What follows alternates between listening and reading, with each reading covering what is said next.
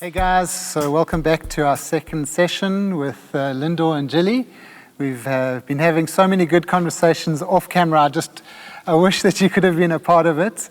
But I think that the heart behind this is for us to communicate. It's beautiful to communicate. We're experiencing each other in levels I don't think that we've ever experienced before. And I'm so encouraged by it, so that hopefully we can have the same conversations amongst ourselves. If it's whiteys with whiteys and blacks and whites, let's have those conversations. So we're going to carry on with our conversation that we had recently. And so we're going to get into some real meaty stuff, hopefully. But let's just be open and honest and give each other some grace. And there might be things that are said that might spark something inside of you. And it's a good thing, actually. What is it that is burning inside of me? What's causing me to feel a certain way? And then to take that, or in a sense, take it out of who you are, place it on the table and assess it objectively, and then assimilate it back into who you are and allow Jesus to work that in you and allow His Spirit to work deep within us. So if you feel any of that, that's okay. It might even be Holy Spirit prompting you. So let's be open to that. Let's be open to experience God speaking to us and teaching us some things that maybe we've neglected for many years, or maybe we haven't even known about. So anyway, so let's jump straight in. Lindo, I want to ask you again first if you could tell me some real racial experiences that you have personally had. Right, okay. Yeah, ish. It's okay, we can talk. All right, okay. So there was that time when I visited my mom, and I was still a Christian in that time. I was still a Christian, and then I've been told, if something wrong happened to you, you don't have to respond with anger, but you must just react with love. Okay. So I visited my mom, and then my mom was a domestic worker. So I visited my mom there, and there was no gardener there, and I was told to do gardening, and then I did the gardening, and then then the white guy, or I could say my mom's boss, because that's how she used to call him, and then he said to me, then I was called to do the gardening, and then he said, and I feel that like what he said was being racist in that time. The way he shouted at me, the way he communicated with me. And he said to me, "Hey, Lindo, and why dog's poo are lying around?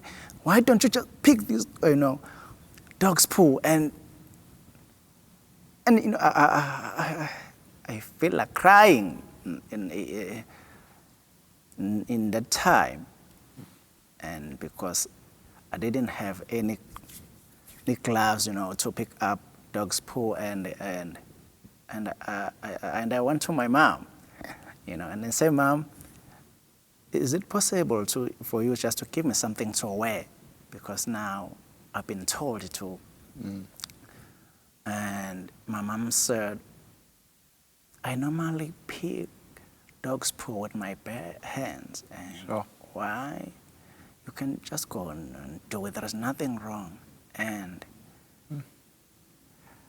then I went back, and then I did it with tears on my face. Sure. Yeah. In that moment, I understand how do I have to react, or how do I have to respond as a Christian. At the same time, that is painful. Yeah. That's terrible, Lindo. That is a terrible experience. I can just tell me was it the condescending tone, or was it what he said, or was it the way he said it that made you feel? The way he said. The way he said it. Yeah, I can imagine. Because I found myself in a place whereby I didn't feel that I had an opportunity to say something. Yeah. Or to have a proper conversation with him. It's like, Lindo, I have told you to do this, and you have to do it. It's your responsibility to listen and do whatever I'm saying. Oh. You know, and that was painful, and because it made me think what my mom is going through. You know, I had that feeling. I had that question that, yeah, I know my mom is working here, and how is he living here? How, you know, how is she living here? And that was the question that was burning in my heart. You know, and then I think there's a great lesson in that, especially as a wati, that the way that we speak to one another is really important. I think the way that whoever spoke to you was not with you, with him seeing you of high value, sometimes I'm sure there are things that need to be said and done, but actually it's the way that you speak to people that is really important. And then that was my experience. And then another experience, if I can share it with you, but in this time it was not a wide. Well, let's talk to Gilly and we come back to you. Is that okay? So for me, I think at schools, one of the times, and it was so weird because my sister and I were actually talking about it, and she was saying back at school we weren't ever allowed to speak our mother tongue, which is Zulu. So we were told, no, you're not allowed to speak that language, and this is, if you want to speak Zulu, then you must go to a Zulu speaking school where they teach in Zulu. And that was it. And my mom wanted to make sure that we understood and could speak both languages and all the language, like Xhosa, Zulu, and I have an understanding of Tswana and Afrikaans as well. So for me to be told, oh no, you can't speak your language, almost then starts to make you feel like, oh, is there something wrong with the language? Is there something wrong with speaking Zulu? Am I not meant to be proud of that heritage? Am I not meant to be proud of that part of who I am as well? So that's one instance. And then I would say, in my working career, my name apparently confuses people, and black and white folk as well, it confuses. So Gilly, Spindile, Tembile, Mkhunu, those are my names. And obviously with work and just with school and in my career, I've always gone by Gilly Mkhunu. So if I speak to someone, I think also it's the way that I speak. I'll speak to someone on the phone and the client will be white and I'll say, okay, Mr. So-and-so, I'm going to help you out and this is what we're going to do. And then the next minute the email comes in and my boss will then be called and be like, is Gilly black or is she white, married to a black man? Like what's going on? And then the most blatant are when I'll speak to a client over the phone or we'll be conversing over email and then it's time for them to meet with me. And then I'll walk in and I'm like, hi, I'm Gilly, nice to meet you. And it's just like that short-circuiting moment that you see where a person is like trying to figure out like, how is this happening? How can she speak this way and be black? Why does she have the name Gilly? Like it's all these things. And there was an instance where a client says, I'm sorry, you're not Gilly, I'm not going to speak to you. You don't know anything, I'm not going to speak to you. And there've been probably just under 10 situations like that. So, you know, you have the fact that you are a woman, you're young, and then you're black, and you're having to almost work 4 times harder or 3 times harder than anybody else would because you have so much to prove and so much that you're trying to prove as well. And it's really, that is the reality. Gilly, tell me, how do you feel and what do you think the solution is? So firstly, how do you feel about that when that happens? And then what do you think, how can we help you navigate this thing or try and alleviate it in the future? I don't know.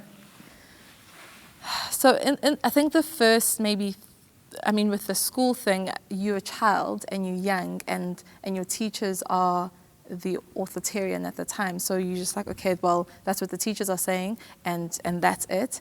And I think like what Lindo was saying earlier as well is you have to almost go to a space where you have to let your ego aside and be like, or your feelings, and put them aside and be like, okay, so if I don't do what the teachers are saying, then I'm going to end up going to another school, and what my mom's working hard for is now going to go down the drain. So it's all those things that you start thinking of that you shouldn't really have to think of as a kid. And then in your career, you are like, well, I don't know whether it's a safe space to really complain or to bring that to light, because I don't want it to come across as if I have a chip on my shoulder. I don't want it to come across as if I am overthinking and overanalyzing things because I'm a black person. And, you know, there's also that feeling of, oh no, all black people like to complain as well.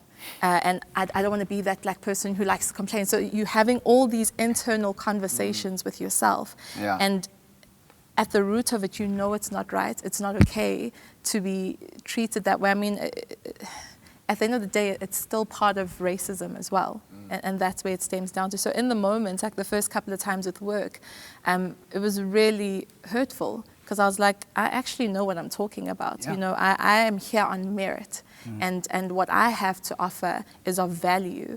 And it just feels very devaluing. You feel very inferior. You feel like there's something wrong that you have done.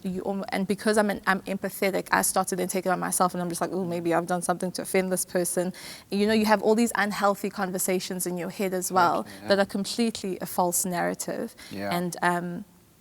And then after that, like other instances after that, I'm just like, oh, well, let's just have teachable moments where I'm like, actually, my name is Gilly, and yes, my surname is Mkhunu, and I am South African, and this is how I speak. And my mom worked really hard to get us through schools. My mom worked really hard to make sure that we could speak different languages and to be able to communicate effectively as well. And I then start to have teachable moments with clients, and they're like, oh, and then they start walking away, and they're like, oh, okay, makes sense. Because they'll look at me very strangely throughout the consultation, and then at the end they're like, oh, you speak such good English, which is so condescending to say that to someone, because if I speak English in a Zulu accent, does that mean that I'm less smart? You know, it's almost like, you know what I'm trying to say? So it's almost like if a French person walked into the room and they started speaking English the way, with the French accent, it sounds so romantic, it sounds amazing. It's like, yes, more of the French. But if a black person starts speaking the exact same language, but just in a black accent or an African accent, it then starts to become an offense, and I can't understand you, I can't hear you, you know. So I'm almost like the opposite of that to black people and to white people. And to other races as a whole. Sure. And then you asked, what happened? Which school did you go to? That's the next question. Which school did you go to? And because obviously I live in the area, I'm like, oh no, I went to Bearshay High School. And they're like, oh, I don't know it. Where is it? And you're like, it's in Durban, in Sydenham. And you start explaining all these things. Yeah. And they're like, oh, that still doesn't explain it though. Why do you speak this way? And I'm just like, and then you almost have to go, you have to start explaining your life story, which for me, at first was annoying and condescending, and was like, can we not just get on with what I'm here to do and move forward? And then afterwards I was like, actually, Gilly, this is your opportunity to have conversations with people that are not in your race and to help them understand that the black experience is not what you think it is. There's so many facets of what it looks like. Yeah, I've been thinking about what you're saying, and I would have never experienced that in my life, my career. Would never have experienced that. And I think it's a travesty that you would have to go through all those thought processes just because of the color of your skin. It's mind-blowing. And it's interesting for me because I would never have thought that you would have had to have gone through that. You know? But you do experience that just because of the color of your skin. And I'm white and I don't experience that. So there is disunity, there is some inequality there that I'm picking up. So thanks for sharing that. Sure. That's interesting, but it's good because now we can, when we approach people, let's be more sensitive to that. You know, let's be sensitive to the fact that, you know, that they might speak differently or whatever, but actually it doesn't change who they really are. And you don't want them to have to jump through a whole lot of hoops just to get to the same point as where I would have started from. You know? So that, in a sense, is white privilege. It really is. Okay, good. Now we're getting somewhere. Now let's talk about That's white privilege. good. That's good. So I'm going to throw out a heavy. Okay. Okay. And it is that white people in general, and I'm just saying this generally, could say something along the lines of, you know, we work really hard for all our money, and we've taken out loans, and we have made sure that we have educated ourselves, and we've pushed through, and you know, we've educated our kids by sacrifice. You know, we've spent money on them, and so that's why they're doing so well. And you know, we pay huge taxes in comparison to some other people. And so how is it that black people would say that you must give me free electricity and free water and free education and free hospitalization, and it needs to be a handout. So from a white point of view, it's like these guys are all entitled. They're not even working for this thing, you know. Did you want to answer first? All right. What I can say is that there is a reason why they are saying that, you know, because of the message that they receive, you know, from the political leader, from the political leaders when they want their vote, you know. So when they don't get what they have been promised, then it's when we will get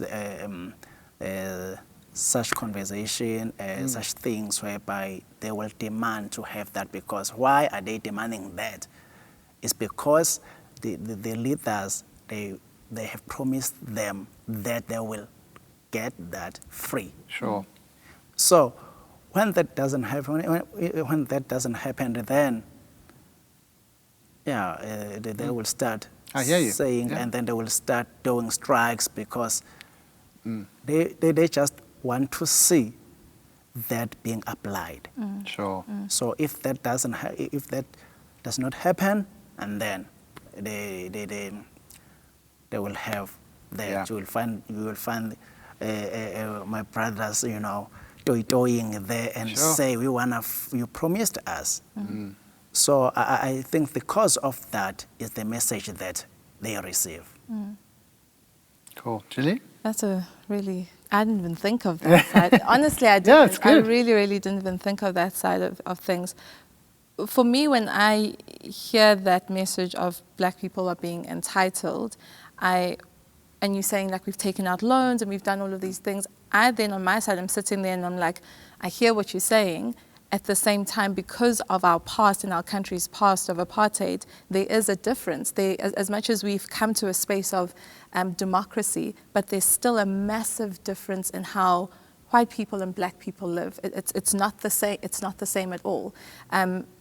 I can't go out and get the same loan that you're getting, Roger, because I'm not earning the salary that you are earning. You know, predominantly black people don't earn as much as white people do. And it also boils down to education as well, that there haven't been that many opportunities of education for black people. The very same education that you are fighting for your kids for, the same education that our parents are fighting for as well. And we're getting maybe a quarter slice of the pie of that education as well. So there's the education side of things, and then also there's the history of our country, which has not really, I don't think you'll ever even out the playing field, but it's not the same. It's not a fair playing field, and that's where you then start to hear the terms of white privilege. Because of course you'll say that because your experience, you haven't gone to bed not eating. You haven't had to think about you're not going to have clothes for winter. You know, everything just always happens. You always make a plan, and it always comes to fruition, that plan. Sure. Whereas the black experience, and I'm speaking for myself now, that there have been times where I've gone to bed not eating because we don't have groceries. And that's why my heart is so heavy and so sore for people who say like, will say to me, oh, I don't have food, Gilly. I'm just like, oh my goodness, we need to like rummage stuff and like, because I know what that experience is like. Yeah. I know what it's like to go to school and you don't have lunch and you have to leave a meal just for the evening, you know. So it's things like that where the experience is completely different from the experience of another race as well. So I didn't just bring that up just for the sake of bringing it up. I brought it up because I feel that there is an answer. Yeah. And the answer has to be found in Jesus. Yeah. So one whitey is saying that you guys are entitled, and black guys are saying, well, you've got the old history that has caused you to be privileged. But what is the answer? How would you answer it from a kingdom perspective? I would say that, again, going back to the life of Jesus, you see that Jesus fights for justice throughout the Bible. He fights for people having a voice and for people having opportunities as well. And I think a practical way that it can look like is using a white privilege or your privilege to help other people. Yeah. To help other people. And I think even in Proverbs or in Psalms where God says we are called to help the widows and the children and the orphans, exactly. So that is our calling. And in some instances in my life, Raj, I have privilege. You know, I am able to open up a shower and have running water, and I do not take that for granted, because that is not the experience of every black person. That is not the experience that I've had in the past as well. And I cherish that, and with that, I use the means that I have to help other people. So good. That's so good. You know, so I think if I can say anything is that white people need to not get so offended or to feel like they are being chastised for the term white privilege. And I think the issue in that statement is the word privilege. That you say, Raj, no, Gilly, I don't have privilege. I've never had class. I've never always had food as well at home. I haven't had this. I haven't had this growing up. I struggled. I battled. I didn't have a silver spoon in my mouth. And I think we need to go away from that, move away from that maybe worldly mindset of what privilege is, and realize that by the virtue of the color of your skin, you have more opportunities than I do as a black female. I think that's at the crux of it, isn't it? That is the crux of it. Yeah. And with that, then, okay, cool, that's the statement, Gilly. Okay, fine, I'm just going to move through life with that. And I'm saying, no, it doesn't end there. Just like we have a calling and the Great Commission that Jesus left us, use that very privilege to help other people, to be the mouthpiece, to be the voice, to be that touch and that feel and that hearing and that love to cover other people of color that do not have those opportunities. And it doesn't have to look like you bulldozing down doors and being over the top. It can still be soft and kind and loving, and you can still speak up for other people very calmly. You don't have to be doing down the streets or, you know, putting up all these statuses on social media, which is great. I'm not saying that's not good. It's great. But what is your heart behind it? Very good. What is your heart behind the fact that you now understand, or that I understand, that my experience is completely different from the experience of others? What am I doing to love on other people? And sometimes it doesn't even look like money or opening up a school or like, you know, sometimes you don't even have the means to do that, and you're sitting at home and you're like, well, what do I even do? It starts with greeting someone, just looking at someone in the eye, have a good day, you know, like, how's your day been? How's your family? You know, like the garage that you go to all the time, the stop street that you always stop at and you see the same person there, or the security guard that looks after your neighborhood. Get to know other people of color genuinely, and not just because they're a person of color. That's good. But just for who they are, and value the human life behind that person. So good. Well, thanks, Gilly. That was amazing, and really, really some good advice, some deep stuff there. I think, I want to end off by saying this, that we as children of God are privileged. We are. We carry high value, as does everyone else that is not part of the kingdom. God sees them as high-valued beings. But we carry the privilege of communing with God, of partnering with Him, to partner with Him in bringing love to people. And Gilly, thank you for giving us some ways of doing that. I think, Lindo, you've given us amazing pictures of what it's like to experience racism Gilly, you too, and I think this conversation is definitely not ended. I've really enjoyed our time together, but I do want to end off by saying we carry the answer. Yeah. And let's discover that, let's talk about it. How do we bring the answer to the world? So thank you guys, bless you all at home, thank you for watching, and this conversation is not over. Cheers, thank you.